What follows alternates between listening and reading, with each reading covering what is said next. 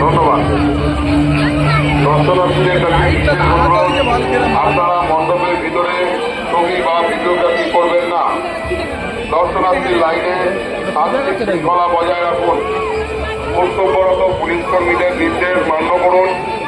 প্রশাসনের সাথে সহযোগিতা করুন। ধন্যবাদ।